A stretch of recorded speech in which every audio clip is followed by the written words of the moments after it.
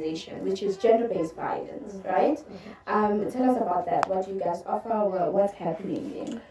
Okay, so with gender-based violence, we just had an awareness campaign last Saturday, 16 days of activism, gender-based violence, because that's also a major issue in South Africa.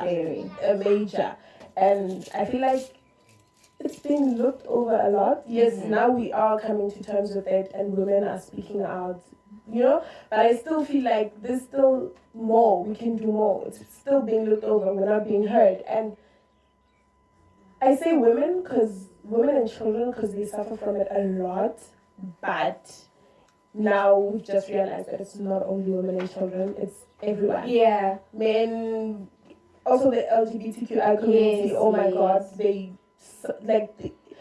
so bad. It's really, really so bad. And I feel like people don't understand what it does to you, especially the perpetrators. They don't get what it does to you. And so as Zakheni, what we can do is, if maybe you approach us and you tell us that you need help, Zakheni will try and find the correct channels to link you and refer you to, just to try and get you the help that you need for what you've been through. Yeah. What do you think are some of the contributors to gender-based violence?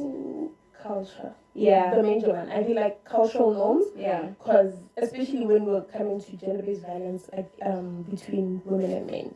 Because now men are given a pedestal and they're being told that you are the head of the house.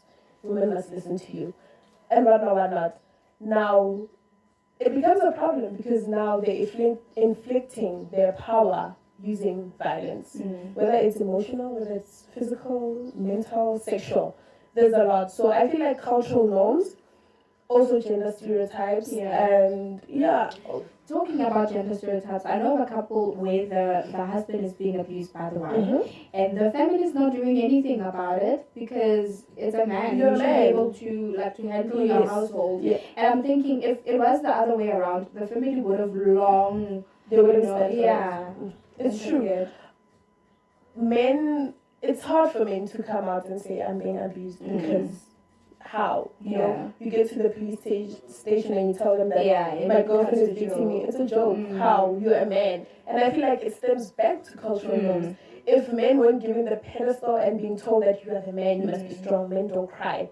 Men will be able to come out and say, I'm being abused, and it wouldn't be a joke, it wouldn't be something to laugh about. But because it's like that, it's really hard for men to come out and say, I'm being abused, I'm not treated correctly, because So if you know of a person who, let's say you suspect that a person is being abused, what type of signs should one look out for? If it's someone that you know, let me speak for me personally, because I've been through something like that. When it was me, you change. Abuse changes you. Be it in any type of way, it changes you. It changed me in a sense that I was very reserved. I was like isolating, and I come from a family where we are very close-knit. We talk about everything, we laugh about everything. So I became very isolated. I didn't talk, I didn't laugh as much as I did. So I feel like if you know the person, you're going to see the changes and behavior, and also see what triggers them. You know, there's little things that trigger you. Little things that shouldn't, they're going to trigger that person. Now, that should give you a sign that something is wrong somewhere, you know. Yeah, I feel like just look at the people you are around, and if you see changes that are concerning, then it might be that person. Let me start by saying, I'm sorry for, I don't know what it was, but I'm sorry for what you went through, and I'm sure, I'm saying it to you as well listening, that you also might have went through, an experience that has changed you. So if I see this person and there's a change in behavior, how can I extend my hand to help them?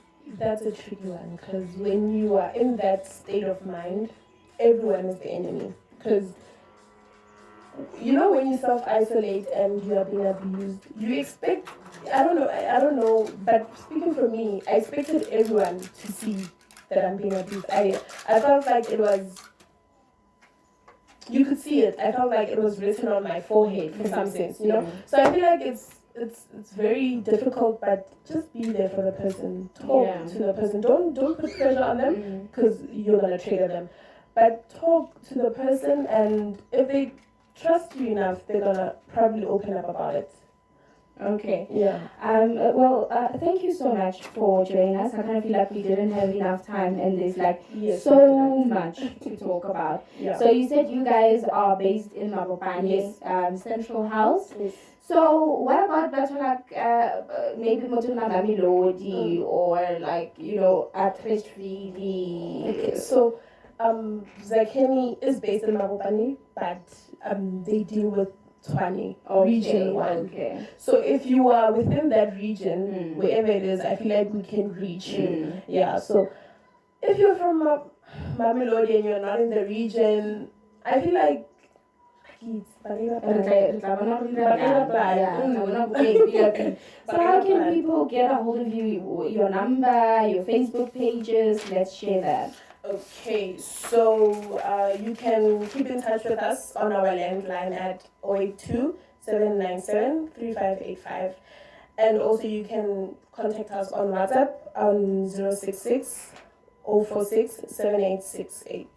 And also we have our social media platforms, Zakheni Training and Development Center, everywhere on Twitter, Instagram, Facebook. Just search and you're going to find us and you can reach us there. Thank you so much, Lebogang, from Zakheni Training and Development Center. It is 2 minutes after the hour 12 o'clock. It is officially noon, and you are on the Entertainment Connect right here on Mabopane Rise Radio. Your joy, it is our joy.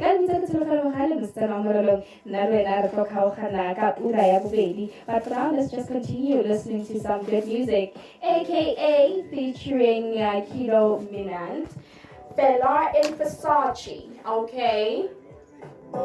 Thank you so much. Such